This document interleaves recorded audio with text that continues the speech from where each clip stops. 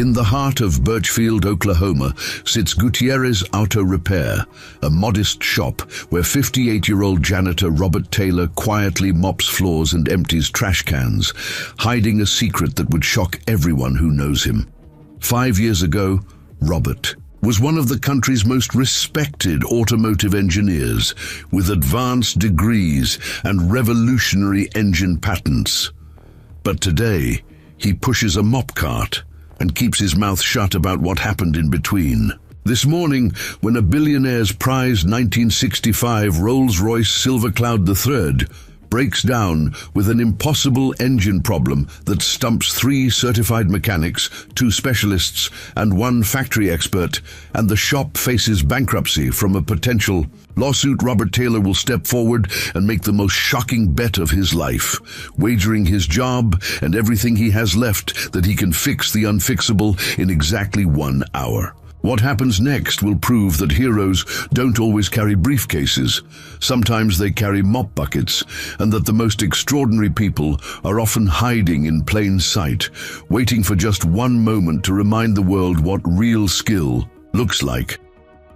Before we jump back in, tell us where you're tuning in from, and if this story touches you, make sure you're subscribed, because tomorrow I've saved something extra special for you. The first pale light of dawn crept through the grimy windows of Gutierrez Auto Repair as Robert Taylor pushed through the side entrance, his weathered hands gripping a ring of keys that jingled softly in the morning silence. The shop smelled of motor oil, metal shavings, and the lingering ghost of yesterday's cigarette smoke from Old Ralph's corner, where he held court with stories of engines past. Robert moved through the familiar darkness with the practiced ease of someone who had walked these same paths for 5 years, his work boots making soft scuffing sounds against the concrete floor stained with decades of automotive fluids. He flipped the overhead lights, and fluorescent bulbs flickered to life, with their characteristic buzzing hum, illuminating a workspace that told the story of honest labor.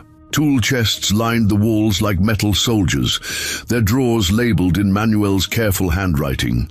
Hydraulic lifts stood ready for another day's work, their arms reaching skyward like mechanical prayers. Robert set down his lunch pail, a dented metal box that had belonged to his father, and surveyed the shop with eyes that saw far more than most people realized. The night shift had left their usual calling cards, a half-finished brake job on Mrs. Thompson's Ford Escort, tools scattered across a workbench like fallen leaves, and an oil pan sitting beneath a Chevy pickup that had been dripping the same steady rhythm for 3 days.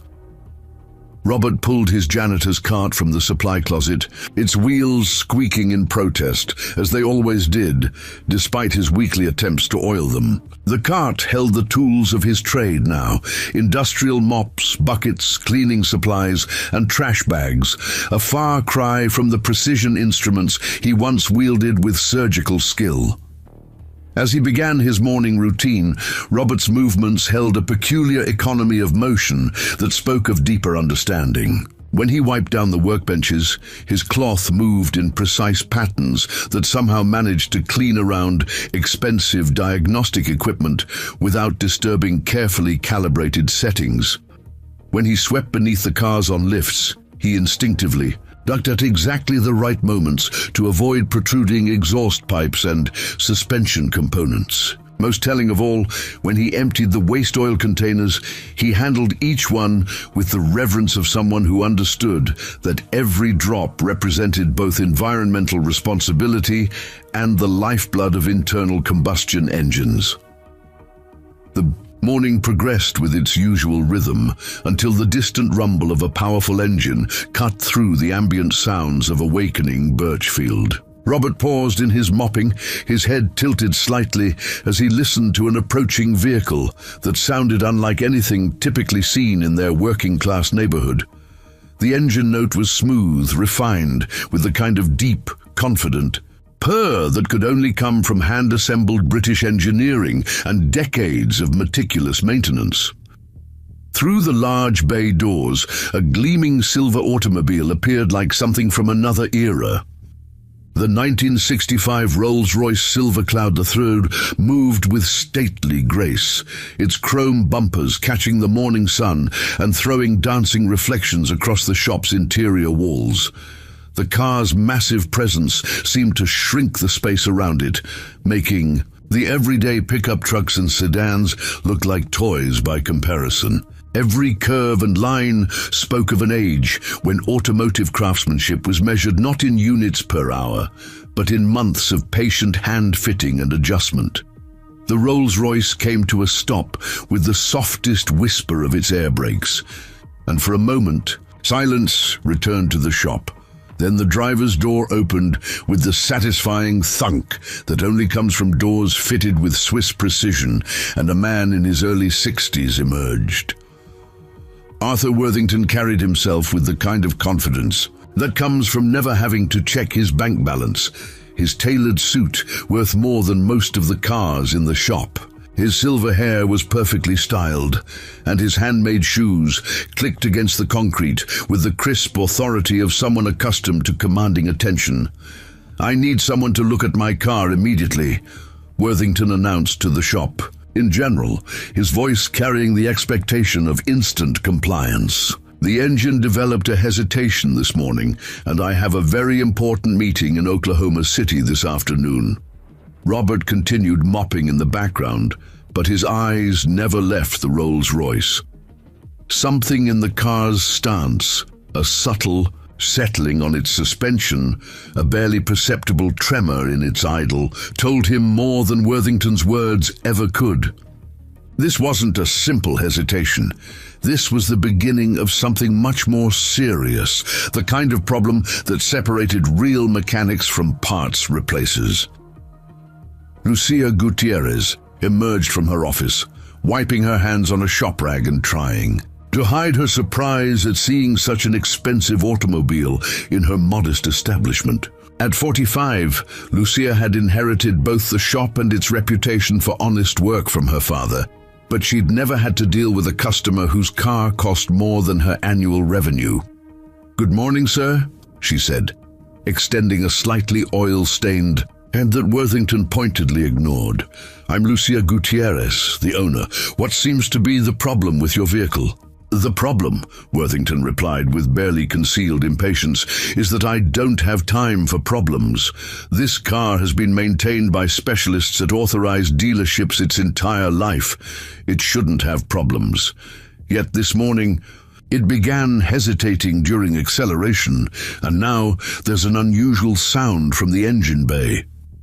As if summoned by the conversation, Manuel Santos appeared from beneath a Honda Civic, where he'd been replacing a transmission, his coveralls stained, with the honest evidence of hard work. At 38, Manuel was the shop's head mechanic, certified in multiple specialties and proud of his ability to diagnose problems that stumped other shops. He approached the Rolls-Royce with the confidence of someone who'd never met an engine. "He couldn't figure out. Let me take a listen," Manuel said, already reaching for the hood release. "These old British cars, they've got their quirks, but they're not that different from anything else under the hood." The massive hood lifted with hydraulic assistance, revealing an engine bay that looked more like a piece of industrial art than automotive machinery. Every component was finished to jewelry-like perfection, from the polished valve covers to the chrome-plated air cleaner assembly. The engine itself was a masterpiece of mid-1960s engineering, a 6.2-liter V8 that had been hand-assembled by craftsmen who took personal pride in every bolt they tightened. Manuel leaned over the engine, listening to its idle with the practiced ear of someone who diagnosed thousands of automotive ailments. But after several minutes of careful attention, his confident expression began to show traces of uncertainty. The engine's rhythm was subtly wrong, but in a way that defied easy categorization. "Jimmy!" Manuel called to the young apprentice who'd just arrived for his shift. "Bring me the scan tool. Let's see what the diagnostics tell us." Jimmy Parker, barely 19 and eager to prove himself, wheeled over the shop's most expensive piece of diagnostic equipment. a computer that could interface with modern engine management systems and decode the cryptic language of sensor data and error codes. But as Jimmy attempted to connect the device to the Rolls-Royce, he discovered the first of many complications that would define this morning. Manuel, Jimmy said, holding up the diagnostic connector with a puzzled expression. This doesn't fit anywhere on this car. What do you mean it doesn't fit? Manuel asked, momentarily forgetting that diagnostic ports were a relatively recent innovation in automotive history. The 1965 Rolls-Royce had been built in an era when diagnosis meant listening, feeling, and understanding rather than reading computer codes. Old Ralph materialized beside the car as if he'd been waiting for exactly this moment. At 72, Ralph had been fixing cars since before electronic ignition was a gleam in an engineer's eye, and his weathered hands carried the accumulated wisdom of 5 decades spent coaxing life from mechanical systems. "Boys," Ralph said, with the patient tone of someone explaining arithmetic to children, "this here's a 1965. Ain't no computer in this car to talk to your fancy machine. This is all mechanical, all timing chains and carburetors and points that need to be set by..." And Worthington's impatience was becoming more evident by the minute. He checked his watch, a gold Rolex that probably cost more than the diagnostic equipment, and cleared his throat meaningfully. "Gentlemen, I don't care how you diagnose it. I need this car running properly within the hour, or I'll be forced to have it towed to a facility that can actually handle luxury automobiles." The threat hung in the air like exhaust fumes. Everyone in the shop understood the implications. Losing a customer like Worthington wouldn't just mean lost revenue. It could damage their reputation in a small town where word traveled fast and forgiveness came slow.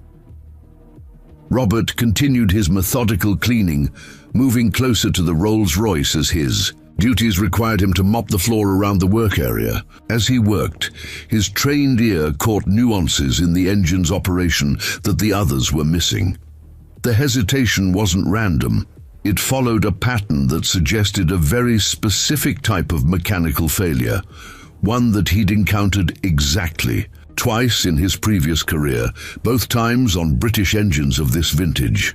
From his position near the car's front bumper, Robert could see into the engine bay at an angle that revealed details invisible to someone standing directly in front. The slight vibration in the throttle linkage, the way the spark plug wires trembled with each engine revolution, the subtle variation in exhaust smoke that puffed from the tailpipe, all of these symptoms painted a clear picture for someone with the knowledge to interpret them, but Robert said nothing.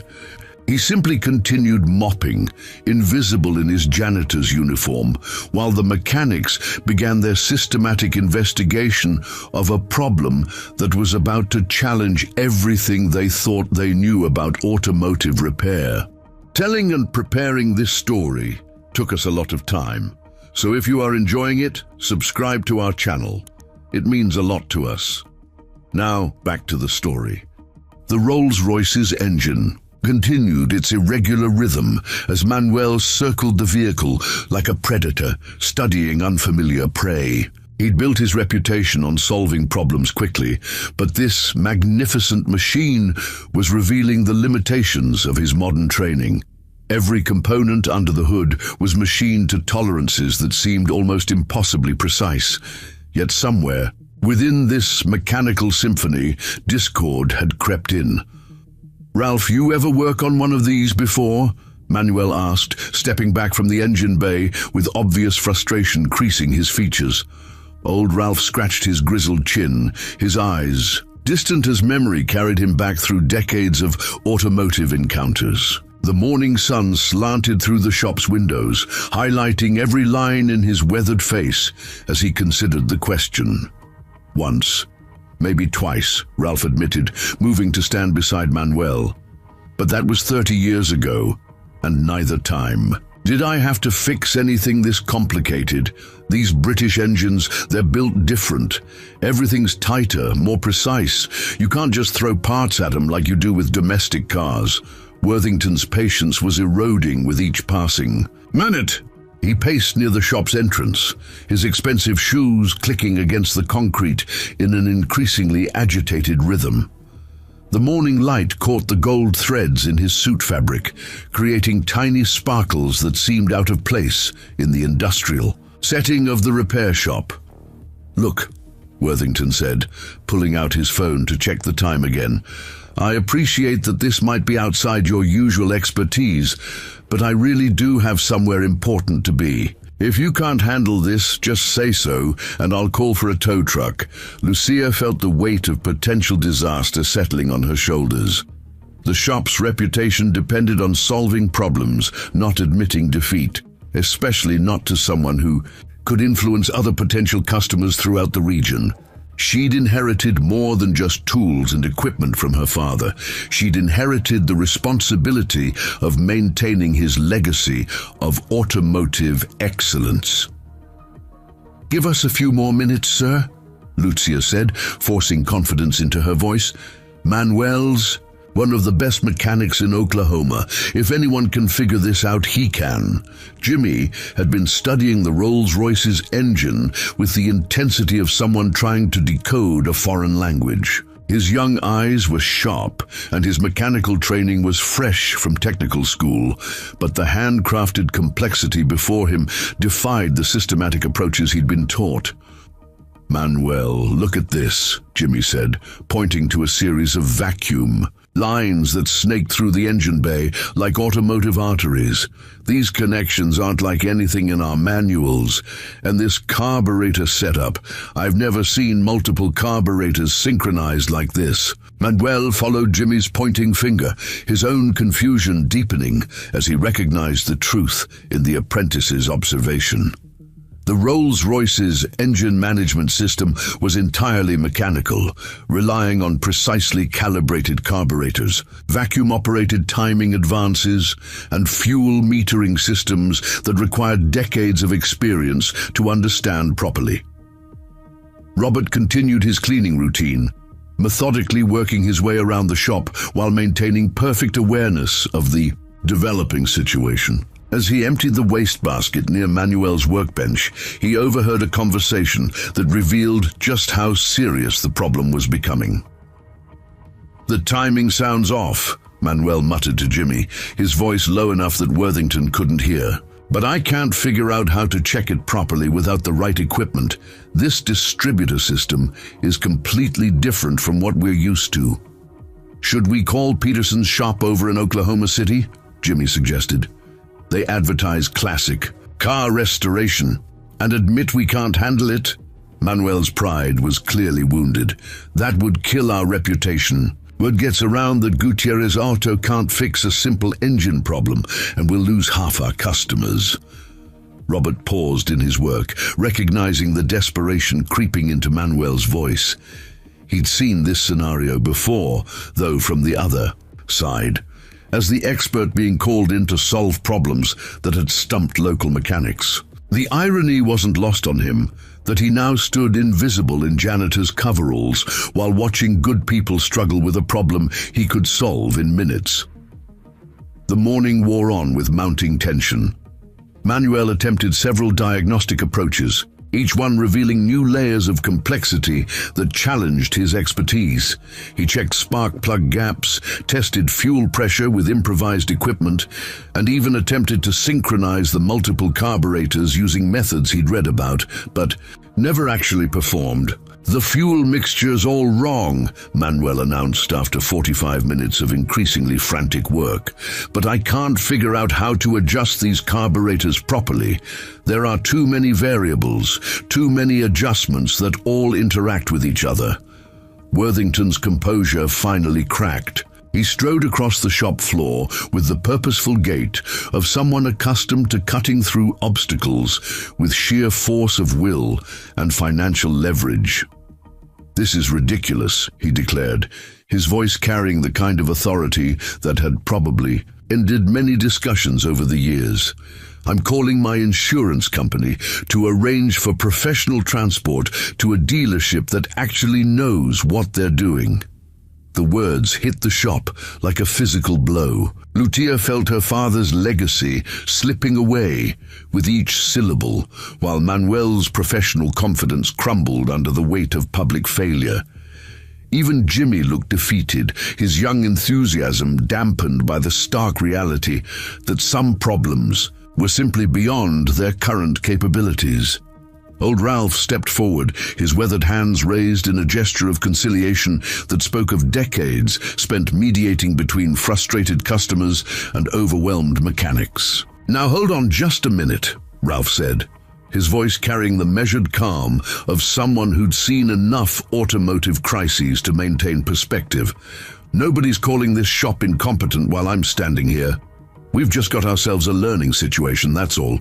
"A learning situation?" Worthington's eyebrows rose in disbelief. "I'm not paying for your education at the expense of my schedule." The confrontation was escalating toward the kind of scene that would be remembered and retold throughout Birchfield. For years to come, local customers would hear about the morning when Gutierrez Auto couldn't handle a rich man's car, and the story would grow with each telling until it became legend. Robert made a decision that surprised even himself. He set down his mop and walked directly toward the group gathered around the Rolls-Royce, his work boots making soft sounds against the concrete floor. Every eye in the shop turned toward him with varying degrees of surprise and confusion. "Excuse me," Robert said quietly, his voice carrying an unfamiliar note of authority that caused everyone to pause. "I couldn't help but overhear your discussion about the timing issue." Manuel turned toward Robert with the kind of expression reserved for someone who'd just seen their janitor speak fluent French. The surprise on his face was almost comical, as if the shop's furniture had suddenly begun offering mechanical advice. "Robert, what are you talking about?" Lucia asked, her own confusion evident in the way she tilted her head slightly, trying to reconcile the quiet man who emptied her trash cans with someone bold enough to interrupt a customer crisis.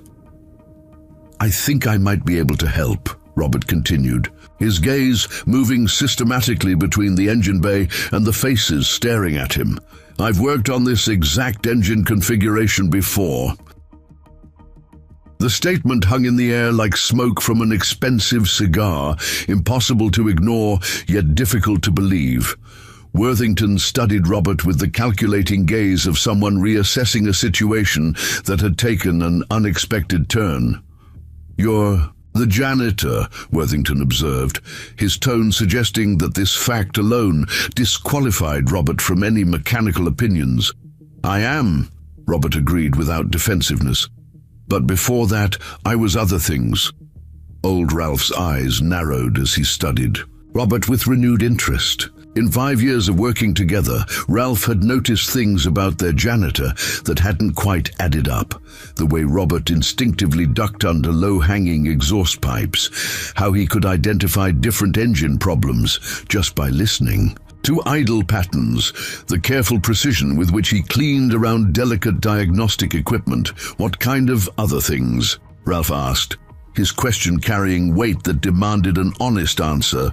Robert hesitated for a moment, recognizing that his next words would change everything about his carefully maintained anonymity. He'd spent 5 years hiding from a professional. Past that had ended in disappointment and discrimination, but watching good people struggle with a problem he could easily solve was testing the limits of his self-imposed exile.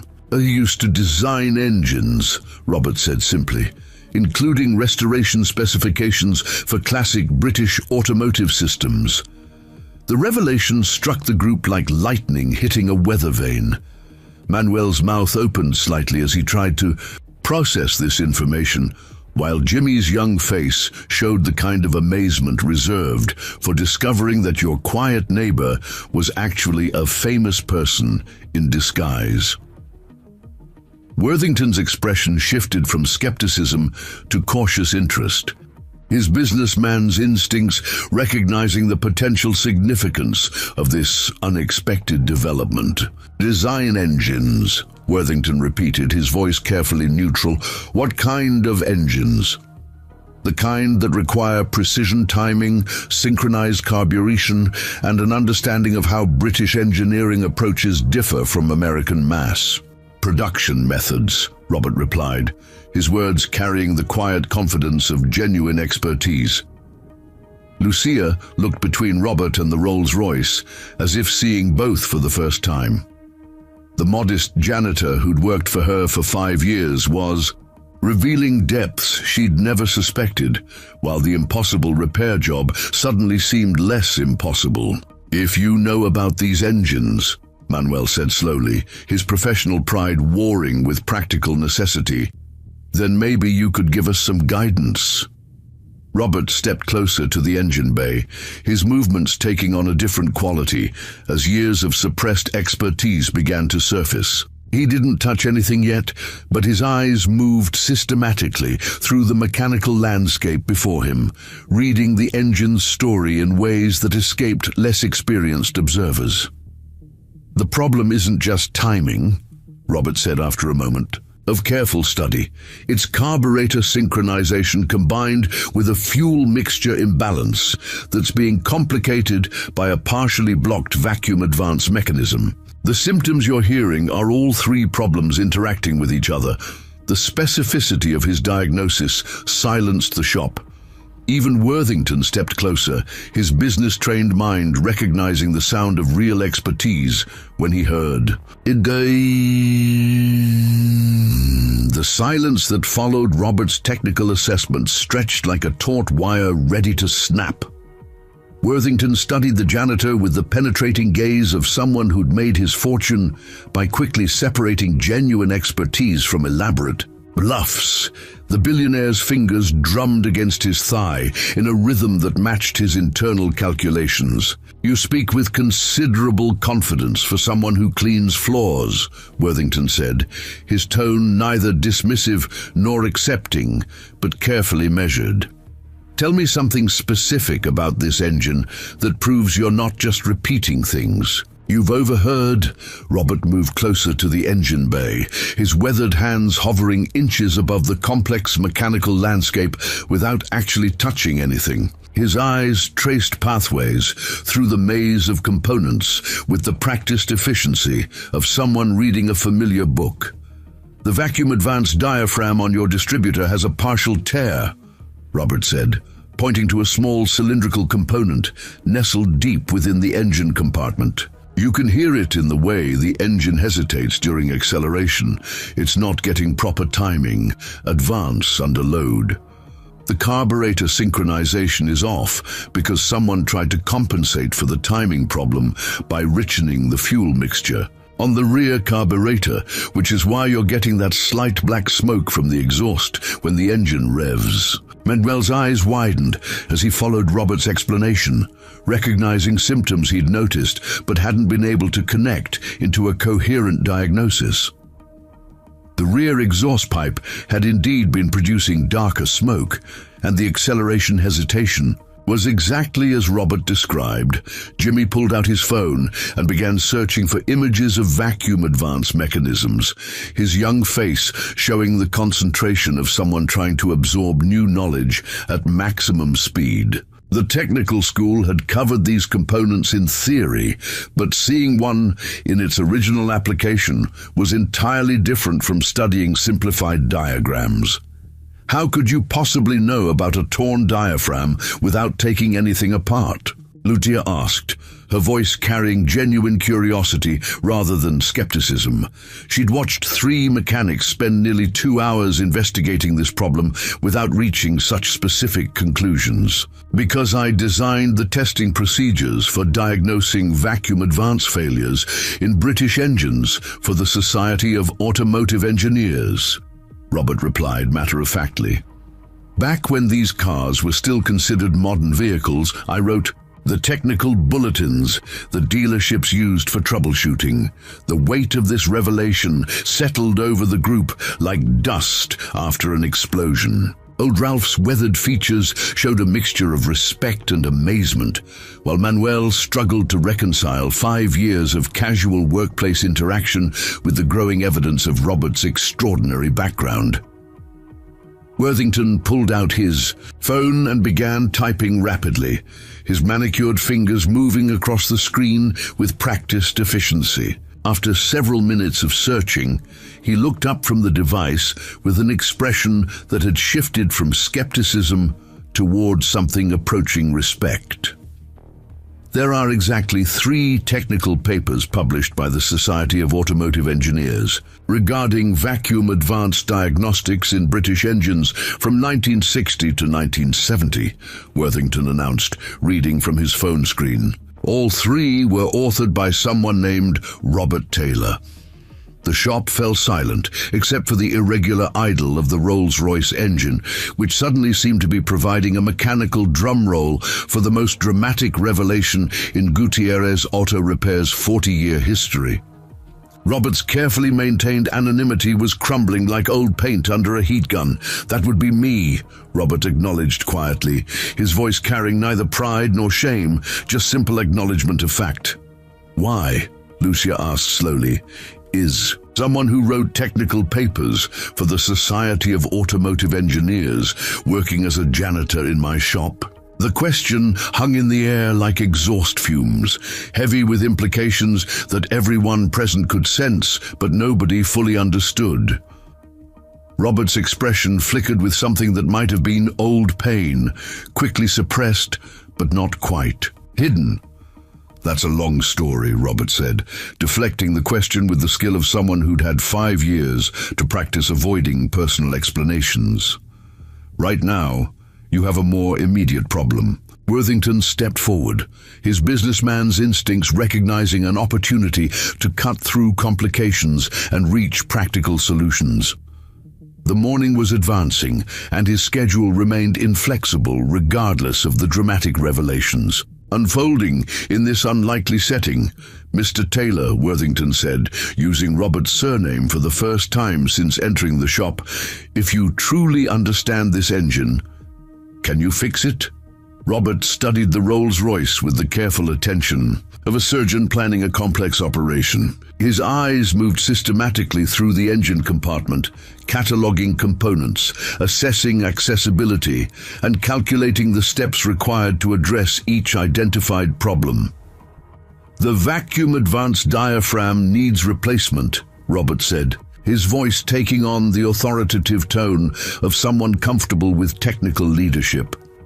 "The carburetor synchronization requires complete readjustment using proper gauges, and the fuel mixture needs to be reset to original specifications. It's not complicated work, but it requires specific knowledge and the right tools." "How long would it take?" Worthington pressed, checking his watch again, with the habitual gesture of someone for whom time represented measurable money. "With proper equipment and no interruptions, maybe 45 minutes, Robert replied. "But that assumes you have the correct replacement parts and synchronization gauges, which most shops don't stock for vehicles this old." Manuel felt his professional world shifting beneath his feet like sand in an earthquake. Here was their janitor casually discussing repair procedures that had left him completely baffled, speaking with the kind of technical authority that Manuel had spent years trying to develop. "We don't have those specialized tools," Manuel admitted, his voice carrying the weight of professional defeat. "Our equipment is designed for modern cars with electronic systems." Old Ralph scratched his chin thoughtfully, his memory reaching back through decades of accumulated automotive experience. Something was nagging at him, a half-remembered detail that might prove significant. "Actually," Ralph said slowly, "we might have more than you think. Lucia's father kept a lot of old equipment in the back storage room, stuff from when this shop worked on everything from Model Ts to muscle cars." Lucia's eyes lit up with sudden possibility. Her father had been a pack rat when it came to tools, keeping every gauge, every specialized wrench, every piece of diagnostic equipment he'd ever acquired during his 50-year career.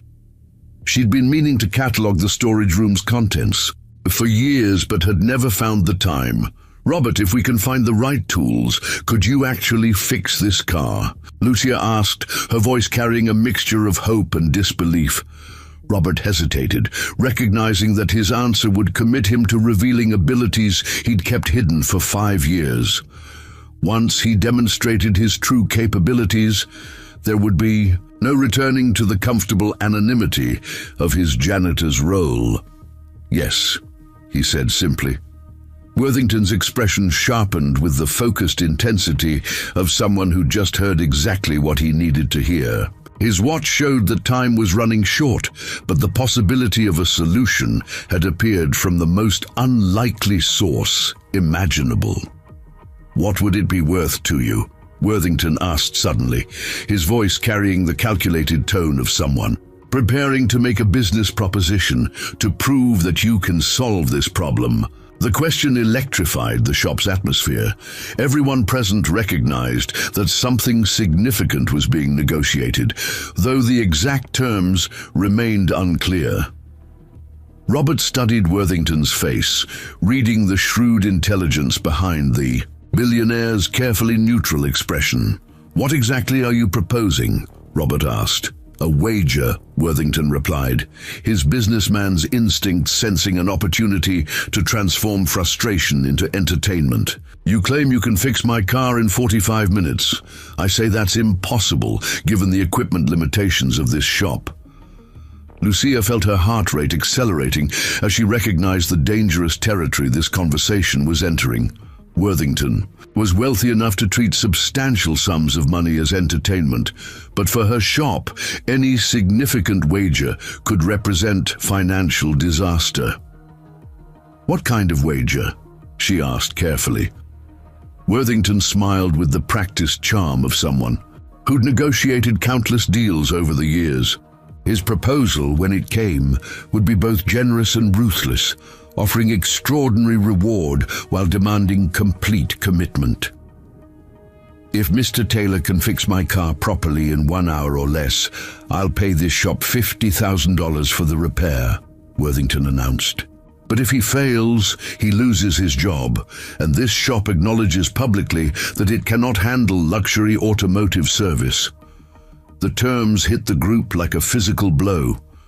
$50,000 would transform Gutierrez Auto Repair's financial situation, allowing for equipment upgrades, facility improvements, and security that Lucia had only dreamed about. But failure would mean professional humiliation and the loss of the one employee who apparently possessed the expertise to attempt such a repair.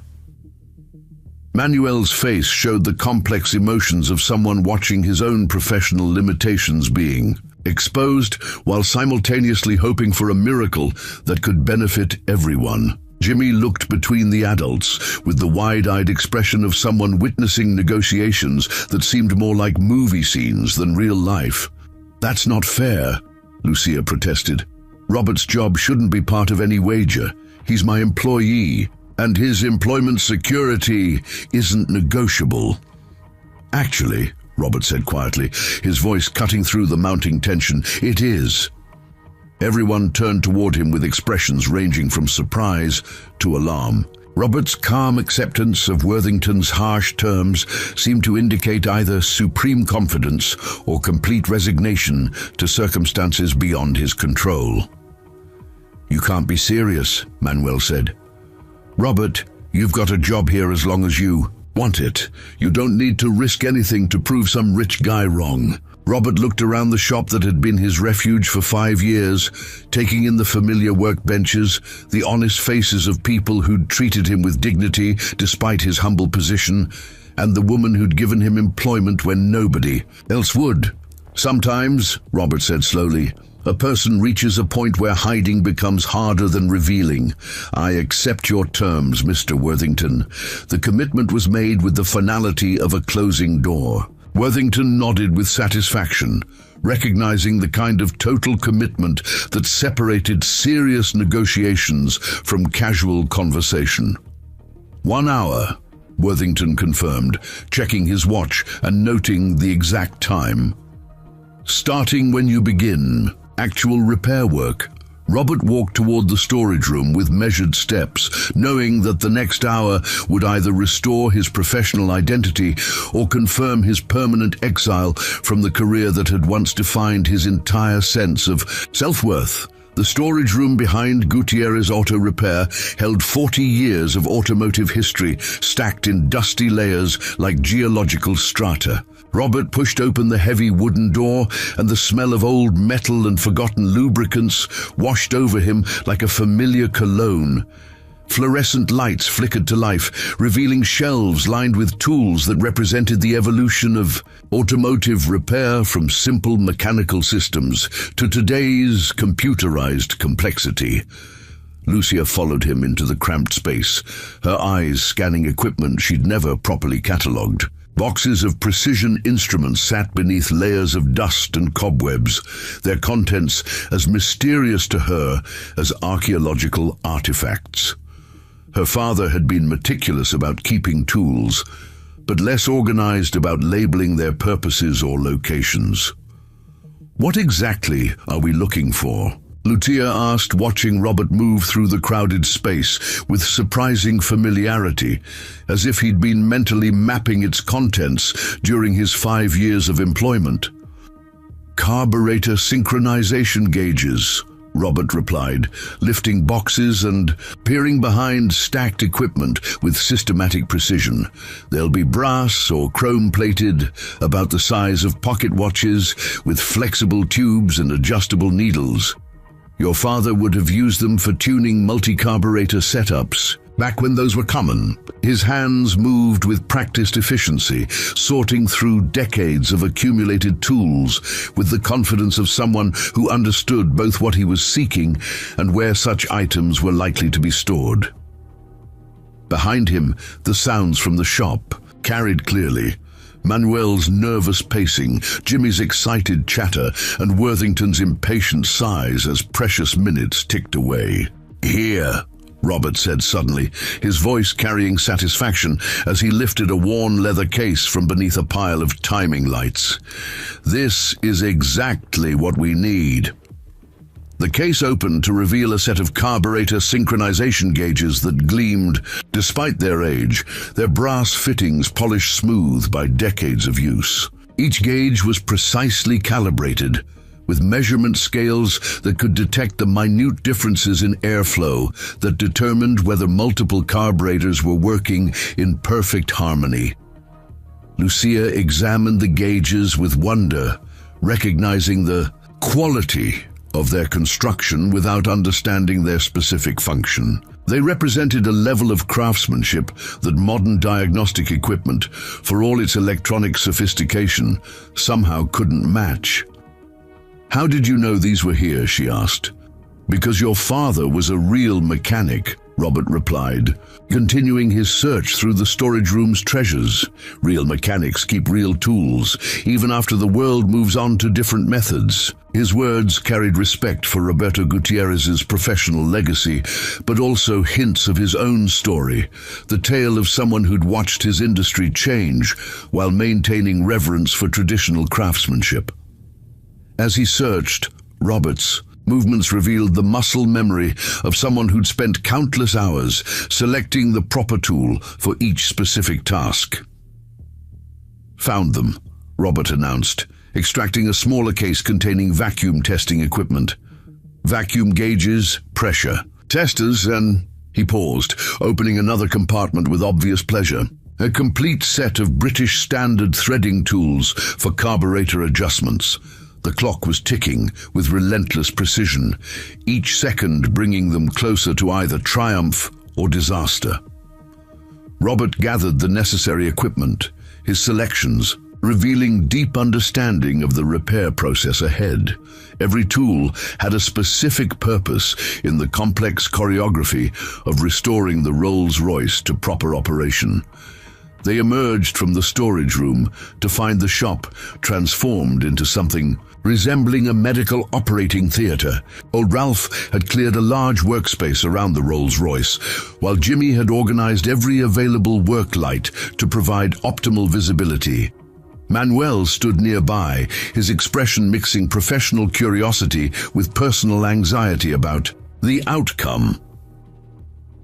Worthington checked his watch with the precision of someone accustomed to measuring success in minutes rather than hours. His expensive suit seemed increasingly out of place in the shop's working environment, but his attention remained focused with the intensity of someone who'd made his fortune by recognizing genuine expertise when he encountered it.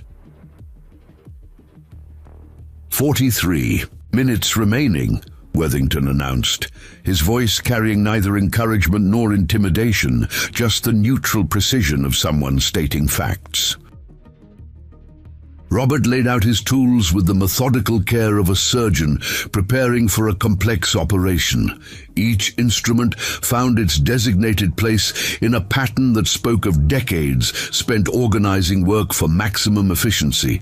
The synchronization gauges gleamed under the shop lights, their brass fittings catching reflections like small golden suns. "Jimmy," Robert said, his voice taking on the authoritative tone of someone comfortable with technical leadership, "I need you to start the engine and maintain exactly 1200 RPM while I attach these gauges."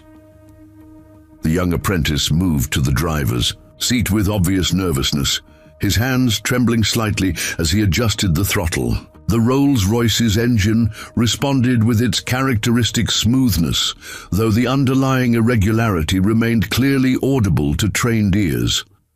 Robert connected the synchronization gauges to the carburetor air intakes with practiced efficiency, his movements demonstrating the kind of mechanical confidence that comes only from extensive experience. Each gauge began displaying readings that told the story of the engine's current condition through precise numerical language. "Just as I suspected," Robert murmured, studying the gauge readings with professional satisfaction. "The rear carburetor is running 15% rich, while the front carburetor is nearly 20% lean. No wonder the engine feels rough during acceleration." Manuel watched the diagnostic process with fascination, recognizing techniques that his modern training had never covered. The electronic diagnostic equipment he'd learned to rely upon could identify problems in contemporary engines, but these mechanical methods revealed subtleties that computers couldn't interpret. "How can you tell all that just from those gauges?" Jimmy asked from the driver's seat, his young voice carrying genuine curiosity. "Because these gauges measure exactly what the engine needs to run properly," Robert explained, while making his first carburetor adjustment. "Modern engines use computer sensors to control fuel mixture, but older engines depend on mechanical precision. These gauges show us whether that precision exists." His hands moved with surgeon-like precision as he adjusted the carburetor settings, each turn of the adjustment screws calculated to bring the readings closer to optimal parameters. The work required not just knowledge, but physical skill, the ability to make minute adjustments while monitoring their effects in real time. Worthington moved closer, his businessman's instincts recognizing the difference between genuine expertise and elaborate performance. Robert's movements carried the unconscious confidence of someone who'd performed these procedures countless times, making complex adjustments appear deceptively simple. 35 minutes, Worthington announced, though his tone had shifted slightly, carrying less skepticism and more genuine interest in the unfolding technical drama. Robert completed the carburetor synchronization with methodical precision, then turned his attention to the vacuum advance mechanism. This repair required different tools and techniques, involving the careful removal of components that had been precisely fitted during the car's original assembly. "Lucia, do you have a replacement vacuum advance diaphragm in stock?" Robert asked, while carefully disconnecting the faulty component. "I don't even know what that looks like," Lucia admitted, watching Robert work with growing amazement at the transformation taking place before her eyes. "It's this small rubber membrane," Robert explained, holding up the failed component so everyone could see the tiny tear that had caused such complex symptoms. It controls ignition timing based on engine load. When it fails, the engine loses. Power and efficiency. Old Ralph shuffled closer, examining the failed part with the interest of someone who remembered when such components were commonly serviced items rather than mysterious relics from automotive history. I might have one, Ralph said thoughtfully. Back in the day, I kept a pretty complete inventory of British parts for the collectors who brought their cars around. The search for replacement parts led Ralph to his own collection of vintage automotive components, carefully preserved in labeled containers that represented decades of cautious hoarding. His organizational system might have appeared chaotic to outsiders, but Ralph navigated it with the confidence of someone who knew exactly where every item belonged. "Here we go," Ralph announced triumphantly, producing a small box containing an exact replacement for the failed vacuum advanced diaphragm, still in the original packaging from 1965. The discovery elicited cheers from Jimmy and sighs of relief from Lucia, while Worthington nodded with the satisfaction of someone watching a well-executed plan unfold. Robert accepted the part with obvious gratitude, recognizing both its rarity and the generosity Ralph was showing by making it available. 28 minutes remaining, Worthington observed, his announcement carrying less tension as the repair progressed with obvious competence. Robert installed the replacement diaphragm with careful attention to proper torque specifications and seal integrity, his movements demonstrating familiarity with British engineering tolerances that differed subtly but significantly from American automotive standards. Each step in the process revealed layers of expertise that went far beyond basic mechanical knowledge. The engine began showing immediate improvement as Robert's adjustments took effect. The irregular idle smoothed into the characteristic whisper quiet operation that Rolls-Royce engines were famous for, while the hesitation during acceleration disappeared as proper timing advance was restored. "That sounds completely different," Jimmy observed from the driver's seat, his young ears detecting improvements that were obvious once pointed out, but had been invisible during the problem's initial diagnosis. "It sounds," Worthington said with unmistakable satisfaction, "like a properly tuned Rolls-Royce engine should sound." Robert continued working with focused intensity, making final adjustments to fuel mixture and ignition timing while monitoring the results through both electronic gauges and the trained ear that had served him throughout his career. The mechanical symphony was gradually being restored to its intended harmony. 15 minutes remaining, Worthington announced, though his voice now carried anticipation rather than skepticism.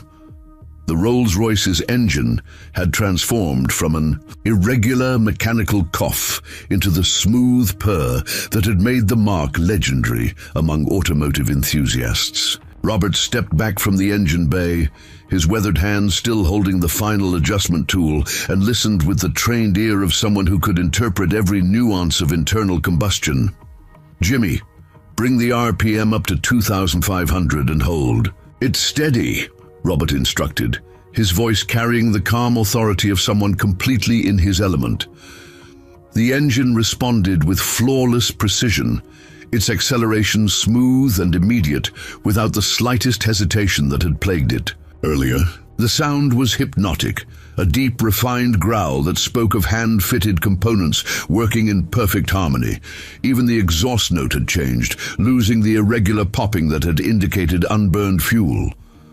Manuel moved closer to the engine bay, his professional curiosity overcoming his earlier embarrassment at being unable to diagnose the problem. The transformation was so complete that it seemed almost magical, though Robert's systematic approach had made each step appear logical and inevitable. "How did you know exactly which adjustments to make?" Manuel asked, his voice carrying genuine respect rather than wounded pride. "I've been working on cars for 15 years, and I've never seen anyone diagnose problems that specifically without taking half the engine apart." Robert wiped his hands on a shop rag, his movements betraying a satisfaction that went beyond simple mechanical accomplishment.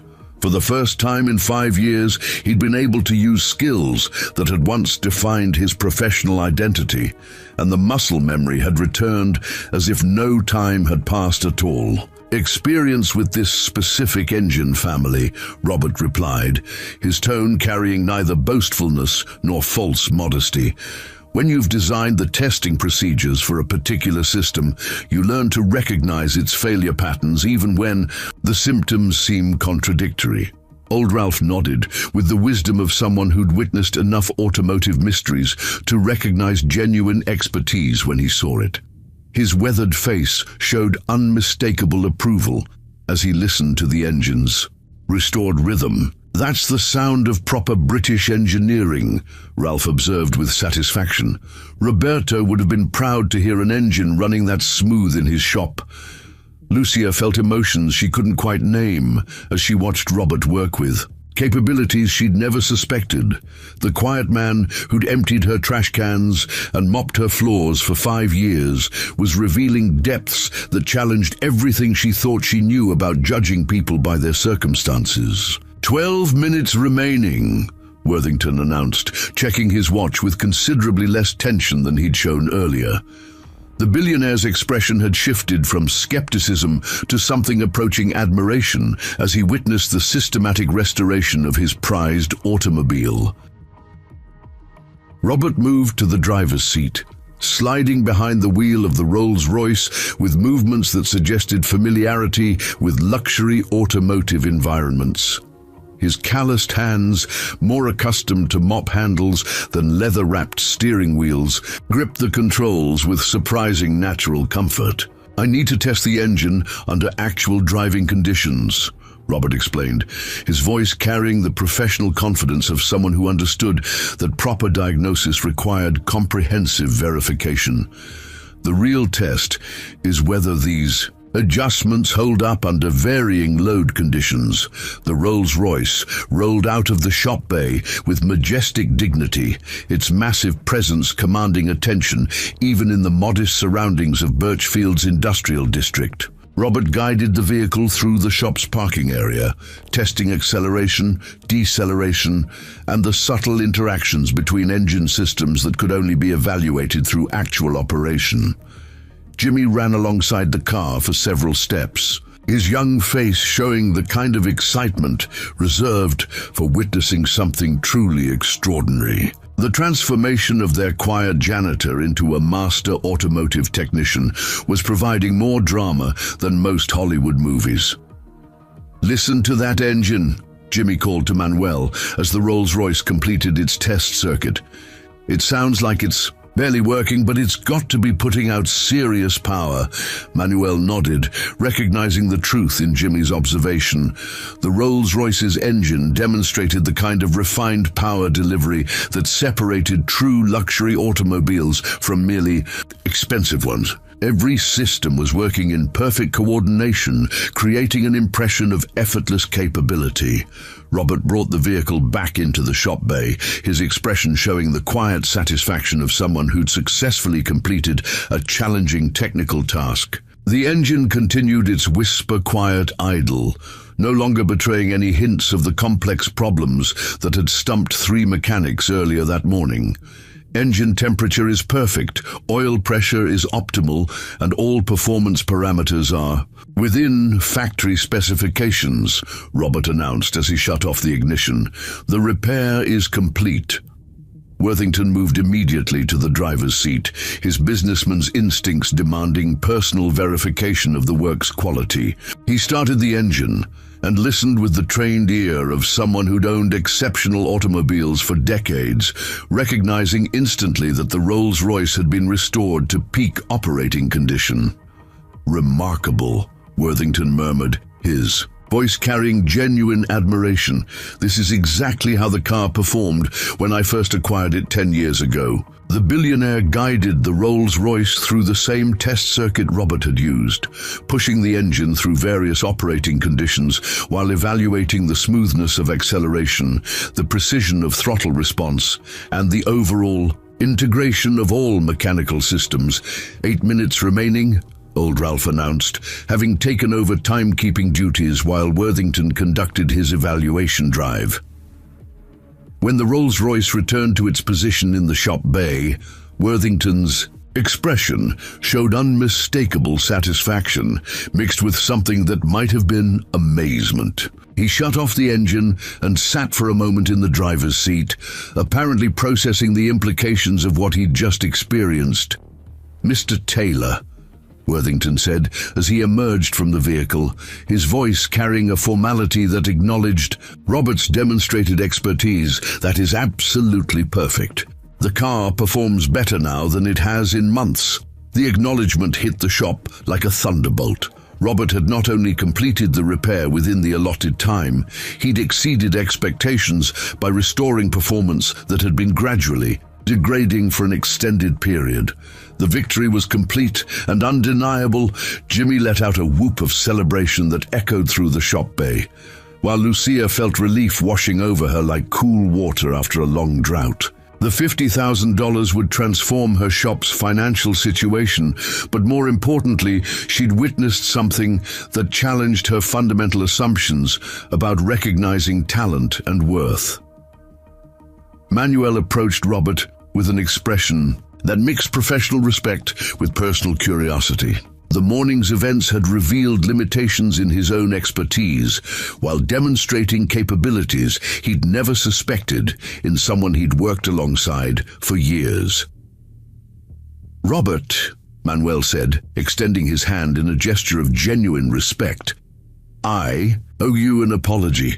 I've been working next to a master mechanic for 5 years and never knew it." Robert accepted the handshake with quiet dignity, his expression showing neither triumph nor vindication, just the calm satisfaction of someone who'd been able to use his skills to help people he cared about.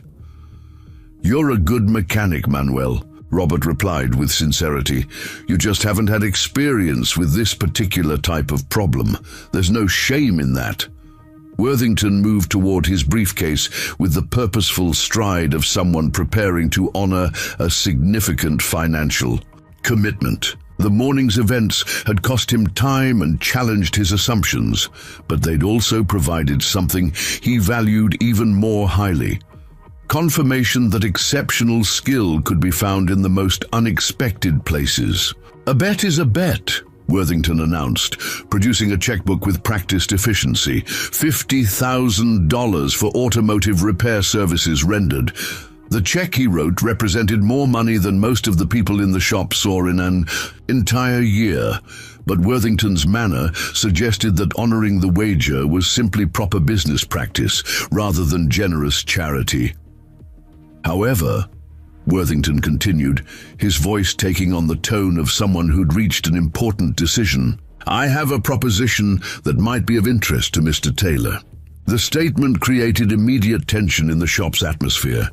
Everyone present recognized that wealthy men didn't make casual propositions, especially after witnessing demonstrations of exceptional skill that clearly had commercial value. Robert studied Worthington's face with the careful attention of someone who'd learned to be cautious about offers that seemed too good to be true. His 5 years in exile had taught him that life rarely provided simple solutions to complex problems. "What kind of proposition?" Robert asked, his voice carefully neutral. "I collect vintage automobiles," Worthington explained, his tone becoming more animated as he discussed something that clearly represented genuine passion rather than mere financial investment. Rolls-Royce, Bentley, Jaguar, Aston Martin, vehicles that require exactly the kind of expertise you've just demonstrated. The shop fell silent as everyone processed the implications of Worthington's words. An offer of employment from a billionaire collector would represent opportunities that existed far beyond the normal scope of automotive repair work. "I need someone who understands these machines not just as transportation, but as mechanical art," Worthington continued. "Someone who can maintain them properly and restore them to original specifications when necessary." Lucia felt her heart sink as she recognized that Robert might be about to receive an offer that would take him far away from Birchfield and her modest shop. The morning's victory could quickly transform into the loss of someone whose true value she was only beginning to understand. "What exactly are you offering?" Robert asked, his question carefully phrased to gather information without commitment. Worthington's proposition hung in the air like morning mist, visible but not yet fully formed. The billionaire reached into his briefcase and withdrew a business card holder made of what appeared to be sterling silver, extracting a cream-colored card embossed with elegant lettering that caught the shop's fluorescent lighting. "I'm offering you the position of Chief Restoration Specialist for Worthington Classic Automobiles," he said, extending the card toward Robert with the gravity of someone making a life-changing offer. The salary would be $200,000 annually, plus full benefits, housing allowance, and access to the finest restoration facilities money can build. The sum struck the shop like a physical force. Jimmy's mouth fell open in amazement, while Manuel whistled softly under his breath. Lucia felt her stomach drop as she calculated what such an offer meant. Robert would be financially foolish to refuse, regardless of any loyalty he might feel toward her modest operation. Robert accepted the business card with steady hands, studying the embossed text that described automotive restoration services for collectors worldwide. The card represented entry into a world of unlimited resources, prestigious clients, and the kind of professional recognition he'd lost 5 years earlier. "That's very generous," Robert said carefully, his voice betraying neither excitement nor reluctance. "But I'd need to understand exactly what the position would involve." Worthington's eyes lit up with the enthusiasm of someone discussing his passion rather than conducting business negotiations. He pulled out his phone and began scrolling through photographs with the eagerness of a child showing off treasured possessions. "I currently own 47 vehicles manufactured between 1925 and 1975, Worthington explained, holding up his phone to display images of automotive treasures that belonged in museums. Rolls-Royce, Bentley, Ferrari, Jaguar, Aston Martin, and several one-off custom builds that exist nowhere else in the world. The photographs revealed cars of breathtaking beauty and rarity, each one representing hundreds of thousands of dollars in acquisition costs and potentially unlimited expenses for proper restoration and maintenance. These weren't simply transportation. They were rolling sculptures that demanded the highest levels of mechanical artistry. "My current facility employs 12 mechanics," Worthington continued, "but none of them possess your specific expertise with British engineering from this era. I've been searching for someone with your qualifications for 3 years." Old Ralph moved closer to examine the photographs, his weathered features showing recognition of vehicles he'd only seen in automotive magazines during his younger years. Some of these cars were legendary among enthusiasts, representing the pinnacle of automotive craftsmanship from eras when such things were still possible. "That's a 1938 Bugatti Type 57 Atlantic," Ralph observed with reverence, pointing to one of the images. "There are only 3 of those left in the world." 2, actually, Worthington corrected with the precision of someone who tracked such details obsessively. The 3rd was destroyed in a racing accident in 1955. "I acquired this one from a private collector in Switzerland who'd kept it in climate-controlled storage for 30 years. The conversation was revealing layers of wealth and automotive passion that existed far beyond the everyday reality of Gutierrez Auto Repair. Robert studied each photograph with professional interest, recognizing engineering challenges that would require decades of specialized knowledge to address properly. "Where is your facility located?" Robert asked, his question carrying the practical tone of someone gathering necessary information rather than someone already committed to accepting the offer. "45 minutes outside Oklahoma City," Worthington replied. "A purpose-built complex with individual climate-controlled bays for each vehicle, a complete machine shop for fabricating obsolete parts, and a technical library containing original factory documentation for every car in the collection." Lucia felt each detail of Worthington's description like a small wound to her heart. The resources he was describing represented everything her father had dreamed of, but never been able to afford: unlimited budgets, perfect working conditions, and access to the rarest automotive treasures on Earth. "You'd have complete authority over restoration decisions," Worthington continued, clearly sensing Robert's professional interest. "No cost constraints, no time pressures, just the mandate to maintain each vehicle to absolute original specifications." Offer represented everything Robert had once possessed and then lost: professional respect, unlimited resources, and the opportunity to work on projects that would challenge his skills to their utmost limits. It was the kind of position that appeared perhaps once in a lifetime, if at all. Jimmy looked between Robert and Worthington with the fascination of someone witnessing negotiations that seemed to belong in a different world entirely. The sums being discussed exceeded his wildest dreams, while the opportunity represented automotive heaven for someone with Robert's expertise. "I appreciate the offer," Robert said slowly, setting the business card on Manuel's workbench with deliberate care. "But I need some time to consider all the implications." Worthington's expression showed surprise at Robert's measured response. In his experience, financial offers of this magnitude typically generated immediate acceptance, especially when made to people in modest circumstances. "Of course," Worthington replied, though his tone suggested that such hesitation was unusual in his business dealings. "But I should mention that I have a board meeting next week where I'll be requesting approval for this position. The opportunity may not remain available indefinitely." The subtle pressure tactic was delivered with practiced skill, creating urgency without appearing to threaten.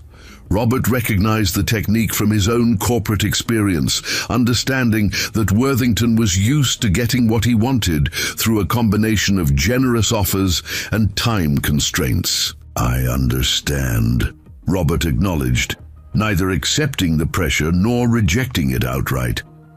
Lucia stepped forward with the determined expression of someone who'd reached an important decision.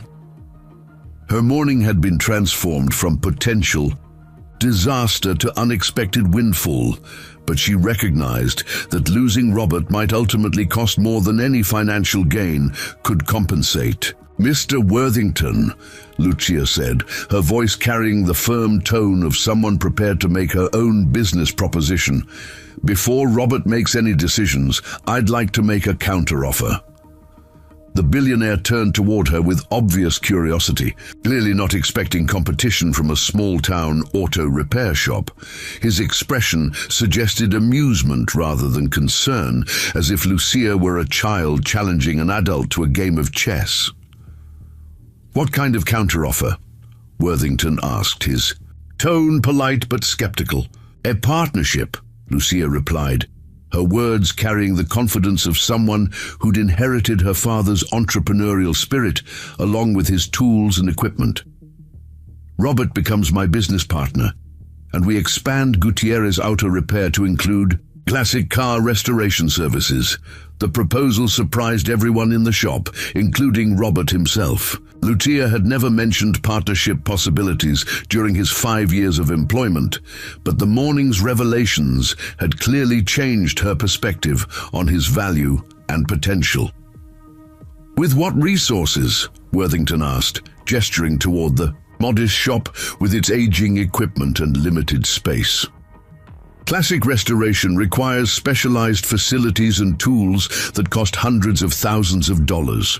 With the $50,000 you just paid us as startup capital," Lucia replied without hesitation, "plus bank loans secured against property my father owned, plus Robert's expertise as the foundation for building something new."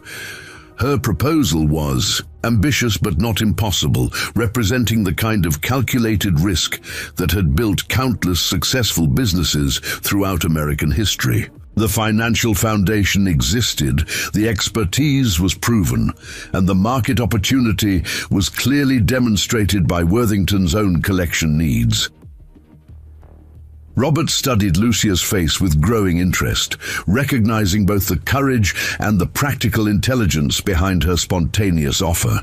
Partnership would provide ownership rather than employment, local roots rather than corporate displacement, and the opportunity to build something lasting rather than simply maintaining someone else's collection. It would take years to develop. The kind of facility Mr. Worthington is describing, Robert observed, his tone careful and analytical. But it would be ours, Lucia replied with emphasis. Built the way we want it, serving customers we choose, creating something that could last for generations instead of just maintaining someone else's hobby. Manuel and Jimmy exchanged glances that revealed their growing excitement about the possibility of transforming their workplace into something extraordinary. The prospect of working on legendary automobiles while remaining part of their existing team held obvious appeal. Old Ralph nodded approvingly, his weathered features showing satisfaction, at hearing Lucia demonstrate the same entrepreneurial spirit that had driven her father to build the shop decades earlier. Interesting, Worthington mused, his businessman's instincts recognizing the passion and determination behind Lucia's proposal. Though I should point out that classic restoration is an extremely competitive field with very demanding clients. Then, we'll have to be better than the competition, Lucia replied, with the quiet confidence of someone who'd inherited both her father's work ethic and his refusal to be intimidated by challenges. Robert looked around the shop that had been his refuge. For 5 years, seeing it now through different eyes, the modest space could indeed be expanded and equipped for sophisticated restoration work, while the team dynamics already existed to support such an evolution. What exactly would this partnership involve? Robert asked, his question directed toward Lucia, but spoken loudly enough for everyone to hear.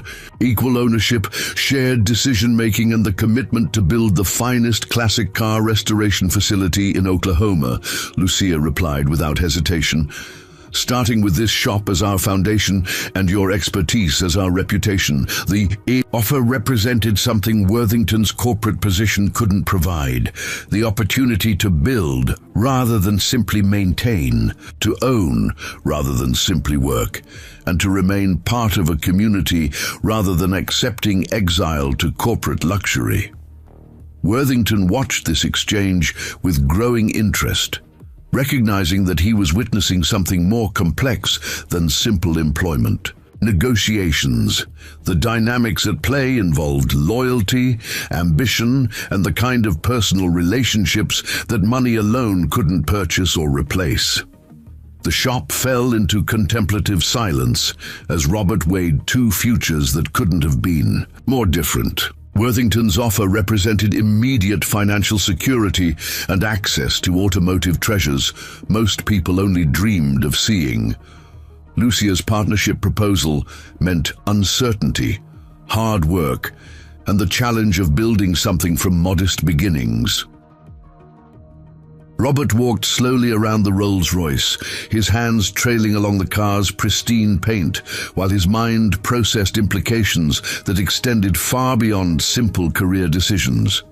The vehicle that had brought this morning's crisis now sat as silent testimony to his capabilities, but more importantly, to the trust and support of people who'd believed in him when he couldn't believe in himself. "May I ask you something, Mr. Worthington?" Robert said, turning to face the billionaire with the directness of someone who'd reached an important internal conclusion. "Certainly," Worthington replied, his curiosity evident in the way he straightened his posture and focused his full attention on Robert's question. "In your experience, what's more satisfying, maintaining perfection or creating it from something broken?" The question clearly caught Worthington off guard. His expression shifted from confident businessman to someone genuinely considering a philosophical challenge he hadn't anticipated. For several moments he stood silent, apparently accessing memories from his own experience with restoration projects. "That's an interesting way to frame the choice," Worthington admitted slowly. "I suppose I've always been more attracted to acquiring perfection than creating it, which might explain why I need someone with your skills." Robert nodded, understanding something important about both Worthington's offer and his own deepest motivations. The billionaire's honesty revealed that his collection represented acquisition rather than creation, ownership rather than craftsmanship. 5 years ago, Robert began, his voice carrying the measured tone of someone prepared to share a carefully guarded story. "I was the chief design engineer at Morrison Automotive Systems. I held 14 patents, managed a team of 30 engineers, and earned more money than I knew how to spend." The shop's atmosphere grew heavy with anticipation as Robert's carefully maintained privacy began to dissolve. Lucia moved closer, recognizing that whatever had driven Robert into exile was about to be revealed. "I designed a revolutionary emissions control system that could have reduced automotive pollution by 40% while improving fuel efficiency," Robert continued, his words carrying the weight of old pain mixed with professional pride. "The technology was ready for production, fully tested, and would have transformed the industry." Manuel and Jimmy exchanged glances, beginning to understand that Robert's story involved more than simple career changes. The technical achievements he was describing represented innovations that could have made him famous throughout the automotive world. "What happened?" Old Ralph asked gently, his weathered features showing the kind of patient understanding that came from witnessing many personal stories over the decades. "My supervisor was Rebecca Stone, a woman 15 years younger who'd been promoted based on her MBA rather than engineering experience," Robert replied, his voice maintaining careful neutrality despite the obvious injustice of the situation. "When my emission system tested successfully, she claimed credit for the innovation and had me transferred to a junior position." The revelation struck the group like a physical blow. Worthington's expression showed particular intensity, recognizing the kind of corporate politics that had probably destroyed countless careers in pursuit of individual advancement. "I filed a discrimination complaint with HR, then took my case to the Equal Employment Opportunity Commission when internal procedures failed," Robert continued, his words gaining strength as he spoke about events he'd kept hidden for 5 years. "The legal battle lasted 18 months and cost me everything, my savings, my reputation, and eventually my career." Lucia felt anger building in her chest as she understood why someone of Robert's caliber had been working as her janitor. The injustice was staggering, representing the kind of systemic failure that destroyed individual lives while rewarding corporate manipulation. "Did you win the case?" Jimmy asked, his young voice carrying indignation that someone with Robert's obvious expertise could be treated so unfairly. "Technically, yes," Robert replied with a bitter smile that held no satisfaction. "The court ruled in my favor and awarded damages, but by then, I'd been blacklisted throughout the industry. Nobody would hire an engineer who'd sued his previous employer, regardless of the case's merit." The weight of Robert's story settled over the shop like heavy rain, explaining not just his presence in Birchfield, but his willingness to accept work far beneath his qualifications. He'd been professionally exiled, forced to rebuild his life from nothing while watching others claim credit for his innovations. "So you came here," Lucia said softly, understanding flowing between them like current through a completed circuit. "I came here because you offered me honest work when nobody else would," Robert replied, his voice carrying gratitude that had been 5 years in the making. You never asked about my past, never demanded explanations, never treated me as anything less than a human being worthy of dignity. Worthington cleared his throat, his businessman's instincts recognizing that the morning's negotiations had evolved far beyond simple employment discussions. The personal loyalty and mutual respect evident in this shop created dynamics that money alone couldn't purchase or replace. "Mr. Taylor," Worthington said carefully, "given what you've shared, I understand why you might be hesitant to return to corporate employment. But my offer stands, and it comes with guarantees that your previous experience wouldn't be repeated." Robert appreciated Worthington's sincerity, recognizing that the billionaire's offer represented genuine respect for his abilities rather than simple business calculation.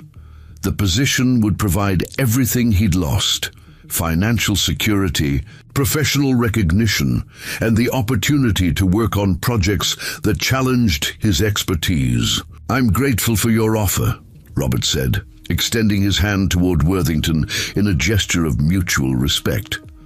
"But I've learned something important during my time here."